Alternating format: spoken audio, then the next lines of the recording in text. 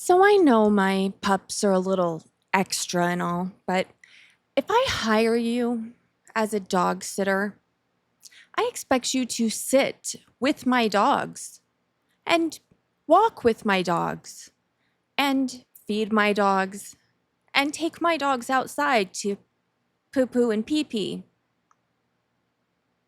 because that's why I'm paying you. Those are the things I do.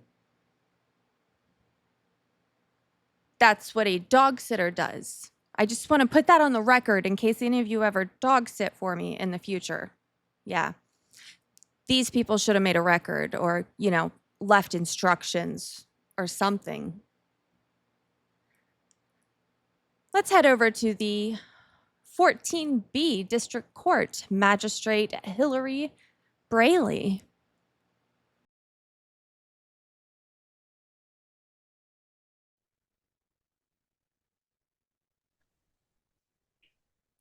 Now calling case number 24C1555. This is Mary Agax. Marie Aga. Marie.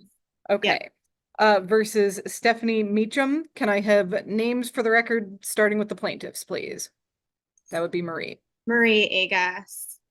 Okay. And sir? Maxwell Van de Kerkhove. Okay. Thank you. And Ms. Meacham? Just a moment, please. I think it's working now. Can you hear me? Yes. Okay, cool. Sorry about that. My audio was not working. Okay. Can you state your name for the record, please? Stephanie Meacham. Okay.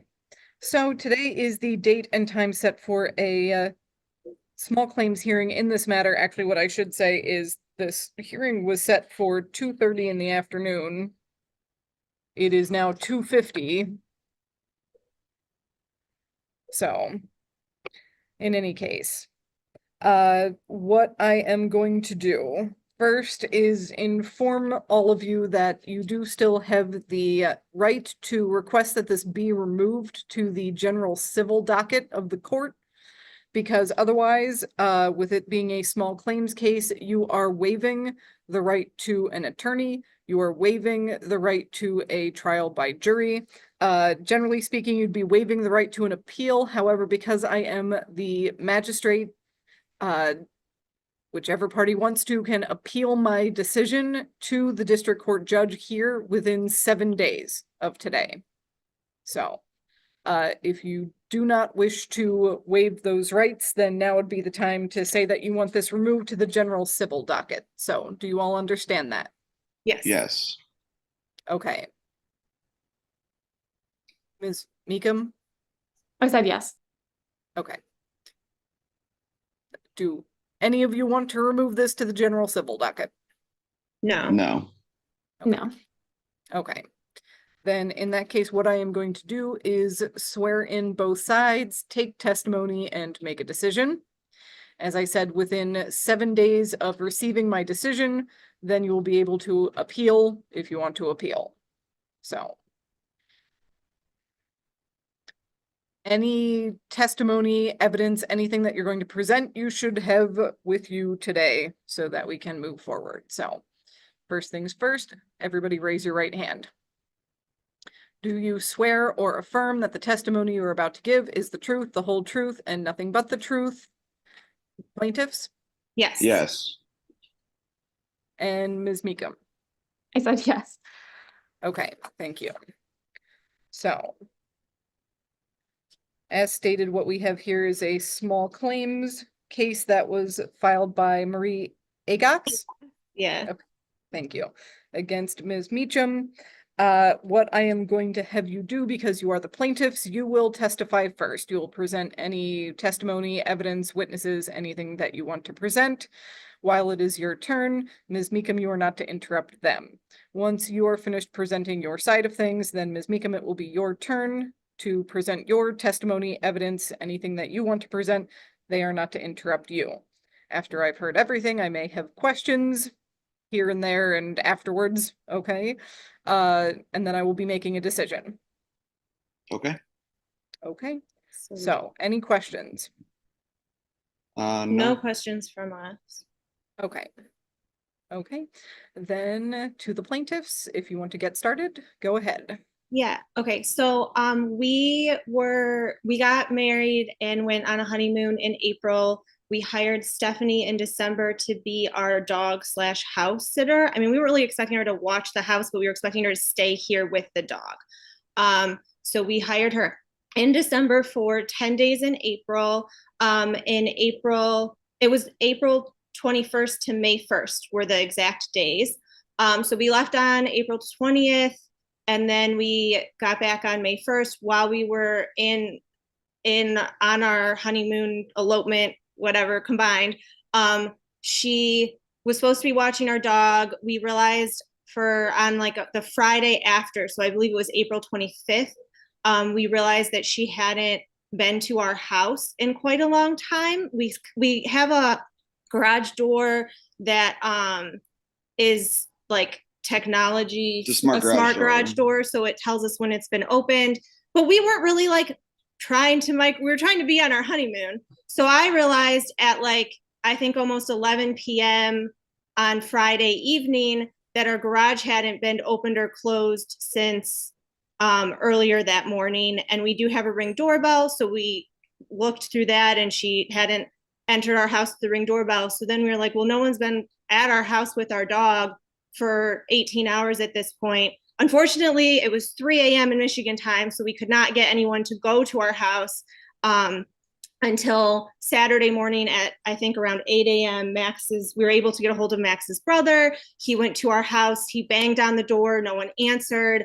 We have codes to get in, so he used our codes to get in the house. No one was in our house. The dog was not in a crate. There was dog poop all over the downstairs. The dog was locked upstairs, so that dog poop was not from when she was left for how it was like over 20 hours at that point. And then upstairs was a mess as well. Someone had made something, and I'm assuming Stephanie, because that's all who we knew was in our house, had made some berry concoction in our blender, and just like, I don't know if she didn't put the lid on, but that was all over the counter. There was stuff all over our floor upstairs. There was a stain on the couch. There was something like a cup spilled over on the couch. Just general, not any caretaking of the dog or the house. So then we did call. He did find her belongings, including her driver's license. So then we were concerned that something happened to her. He called the police, I believe, because we were in Arizona. And so the police, I guess, did a wellness check on her based on the address on her driver's license, and she wasn't at home. And then they came over to our house to talk to Max's brother. This was like 11 a.m. On Saturday morning, and she had left, according to the garage door, at like 9 a.m. on Friday morning. So it had been over 26 hours since she had been at our house with our dog. And so then as the brother was talking to the police, she came in a different car, I'm not sure. And basically Max's brother told her she was fired. She would not be watching our dog for the duration of the time, because she wasn't watching our dog for the time that she was already in our house. And so then when we got back, we did text her. She, I guess, had ordered a bunch of groceries to our house, so she wanted to pick those up. She picked those up when Max's brother was here. We texted her the next day to please not show up at our house anymore or have any other contact with us. She did text us and say that she had some sort of medical episode, which was why she couldn't watch our dog. We did call other people to try and watch our dog, and in looking for another sitter, did find out she was actually walking someone else's dog during the time that she claims to have this medical episode. So that was pretty disappointing. We also did leave her 4 local numbers to call if she needed assistance, and we were responsive. We were able to respond to any messages she sent us. So very disappointing that she couldn't have reached out and let us find someone to actually watch our dog, since she was clearly not doing that. And then once we got back, we hired a carpet cleaner to clean our carpet, the couch, We're also missing a speaker. I guess I don't have proof that she took it other than it was here when we left and it was not here when we got back. And then we did have, I went through we have cameras in our backyard, and I went through all of the footage from the time that we were gone and aligned it with our Ring doorbell camera and our garage door to see when our dog was being let out, and I made a log of that, and our dog was not even being let outside for 10 minutes every day, which is just really sad. I could have just had our neighbor come over and let the dog out and feed her and give her water, and she would have been much better taken care of than what we had hired Stephanie to do. So we just want to be compensated for the money that we spent to clean our carpets and our couch, and that's it. yeah. I mean, we obviously know that the speaker is a civil or not a civil matter. It's something that's what we were told. So it's all we're trying to get out. I mean, we've already had the whole honeymoon was ruined from the middle of it. It just was a lot of stress that we didn't really need. But so that's basically it. We hired her to do a job. She didn't do the job. Total that she let her out was about 30 minutes. The like whole the 5 whole days. 5 days. And the amount of like just dog poop downstairs was just a lot. And up here, she got it. Like she left her medication out. She left everything out that the dog could get into. That's really bad. The dog got into trash. Like there's just diarrhea up here from her eating something. It just, luckily she like is okay, but we are very lucky because we have 2 other dogs that we actually had someone else watch, and we had food delivered, and she literally could have gotten into the whole like 20-pound bag of food that we had. Like it's just a lot of things that could have gone worse. So we're happy our dog's okay, but we're just trying to move past and just, I mean, be compensated for the carpet cleaning, because that was just an unnecessary thing that we had to pay for when we got back. I also will say that like out of our 3 dogs, we hired her specifically to watch this one because we hired her to get extra attention from someone to be with her during the day, to not only like do the bare minimum of let her outside, but to actually like play with her and give her attention. I mean, And even if she was gone for 8 hours, 9 hours a day, we knew she could work. That's fine. But she just wasn't here. Like the amount of time that she actually did anything with the dog that we can see letting her outside. Clearly the dog wasn't walking around downstairs, like around the dog poop. And then up here, like it just wasn't, there's no care for the dog. So, I mean, we just can't justify.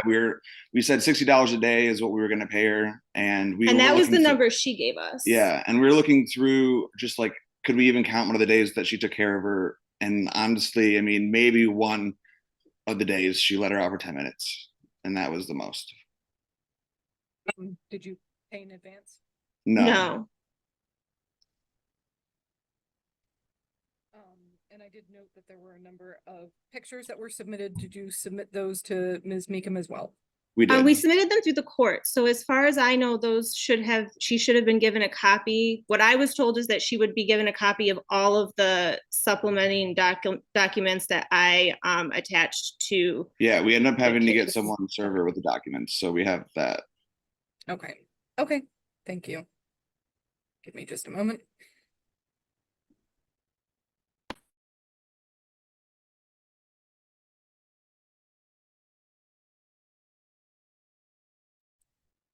Okay.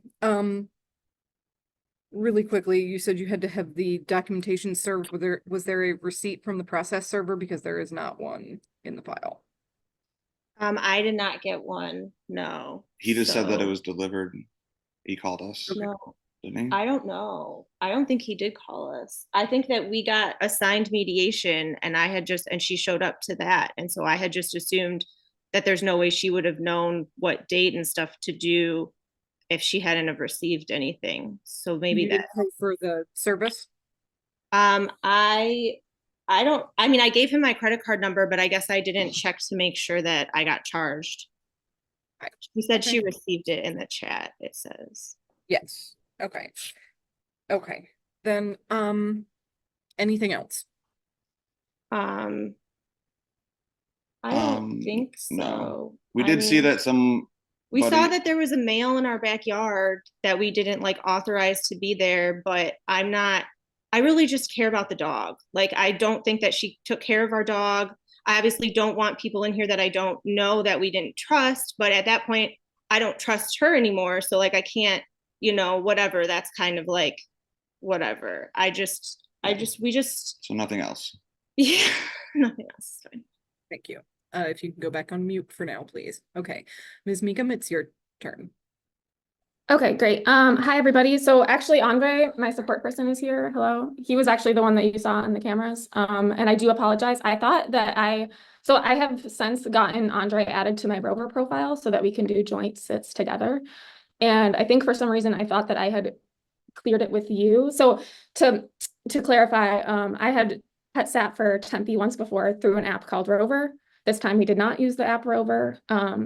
And so that's, I think, maybe where part of the confusion lied, was that I didn't remember that I forgot to get permission for you or for Andre to be there. And so I do apologize for that.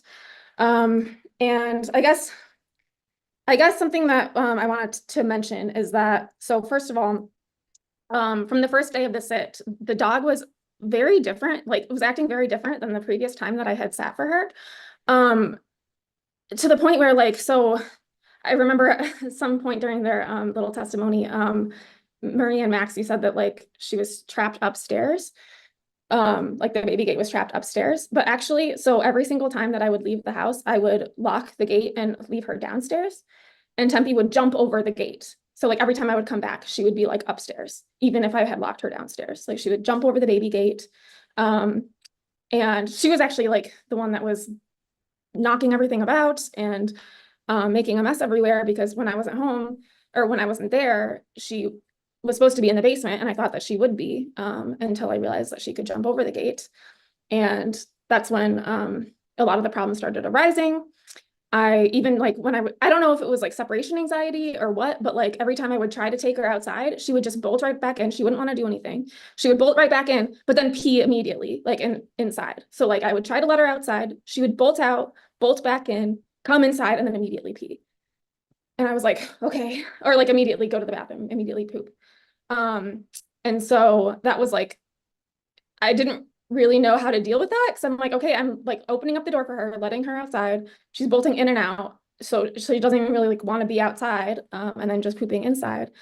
And it got so overwhelming to me that I was just like, I'm just gonna clean this up like at the end of each day, or something, so that like I don't have to keep on cleaning all this poop up all the time. And so that's why when they came home, there was poop that was from like probably at least two separate occurrences of pooping in the house. And I had even cleaned up some more that then they hadn't seen. And so I guess what I'm saying is that I was trying really hard to be with this dog that like I didn't really know how to fully like how to control or wrangle a little bit. And so I was worried about that. And I did have a medical issue, which was explained the last day, the day that they thought I had maybe something had happened to me because my wallet was in their home still.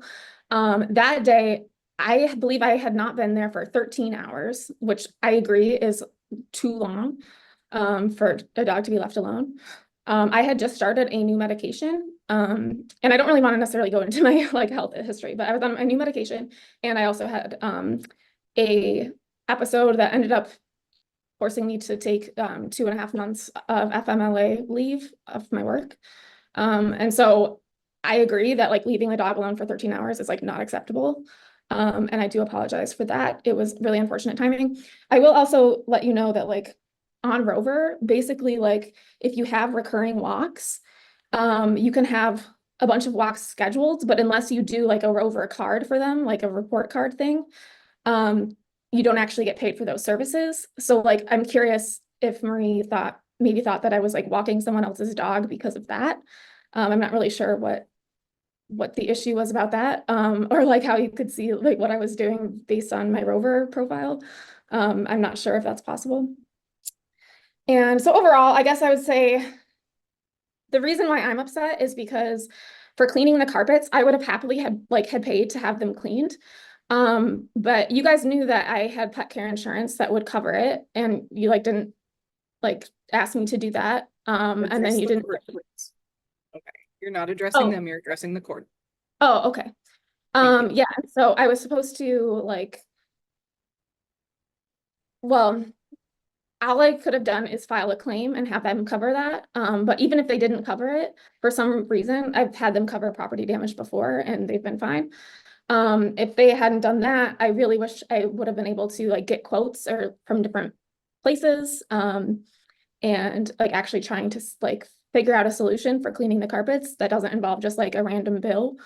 I would have liked to be part of the process of choosing like, okay, which ones are reasonable? Like, is this even necessary to get the stains out? Because I have like really strong enzyme cleaner that like I can really get a lot of things out of carpets with. Do you have anything to add? That's Well, largely. he's not part of the case and hasn't put an appearance on, so no. Okay. Unless you want him to put an appearance on and he's testifying as a witness. I don't really know if that's necessary. I think it's fine. I guess one more thing that I will add is that for the speaker, I genuinely didn't even know that you guys had it, didn't see it, didn't touch it. But I will say that like when my belongings were given to me by your brother, he was the one who had packed them. So like anything that I took from the house was packed by your brother. So like I was a little bit thrown off guard that like there was an allegation of thievery when I wasn't the one who packed up my belongings and took them with me. So there's that. Yeah, I don't know. All I know is that my insurance covers this, and we had the opportunity to file a claim, but didn't for some reason. And I wish that had happened.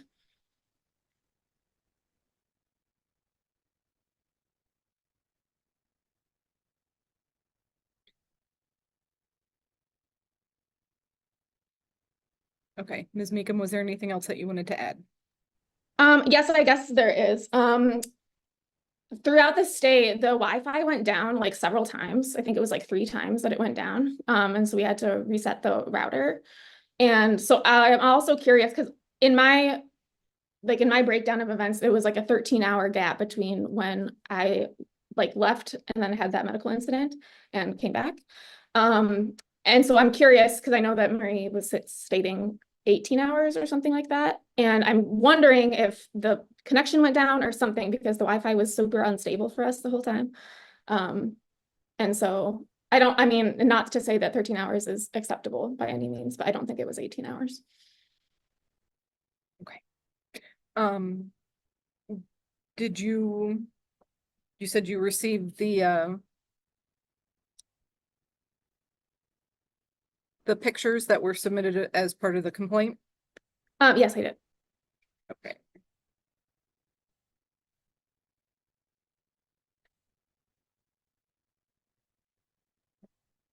Can I add one last comment?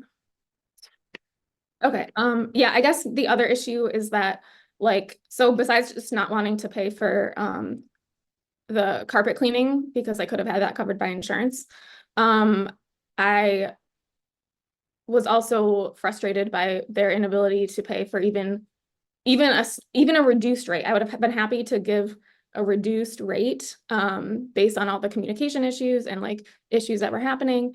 I would have gladly reduced my rate, but they didn't pay at all. So not only did I waste like 6 days of time caring for Tempe, but now I'll have to like not only not make money from that, but then also get $600 in the hole is really like almost $1,200 because that's like the amount lost plus the amount that I'd have to take out. So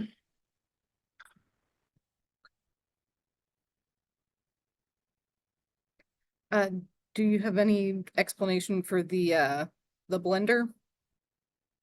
oh yeah, the blender was just me making a smoothie and it had exploded. Like I had put the lid on, but like the lid for some reason came out and exploded. And I hadn't had a chance to clean it up yet. But that was the other issue is that like usually like when I am house sitting, I'm assuming, okay, no one is gonna be like here. So as long as I like clean it up by the time that the sitting is over, then everything is fine. And so I thought that like, okay, I can leave and come back and clean it up later tonight. And then that was when the medical issue occurred. And so then I wasn't able to actually come back right away and clean it.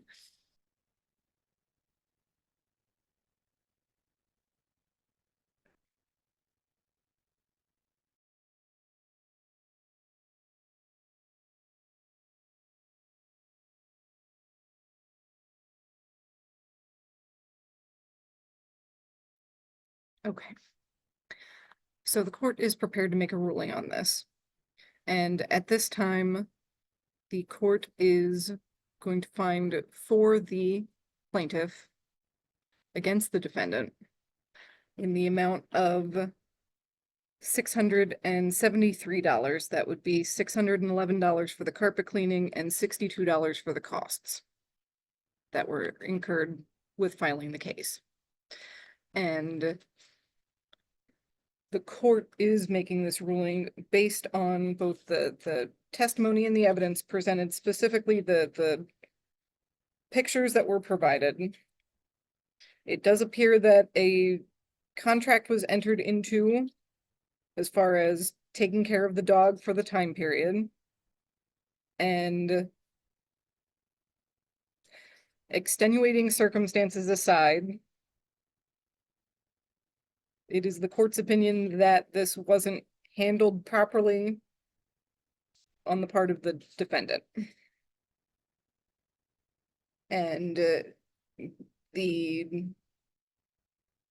lack of communication,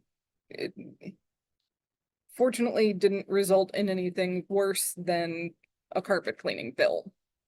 So you will get a copy of the judgment in the mail. Again, you can appeal the court's decision within the next 7 days, and it will be heard again by the judge if you wish to do that. But this hearing is concluded, and you are free to sign out of Zoom.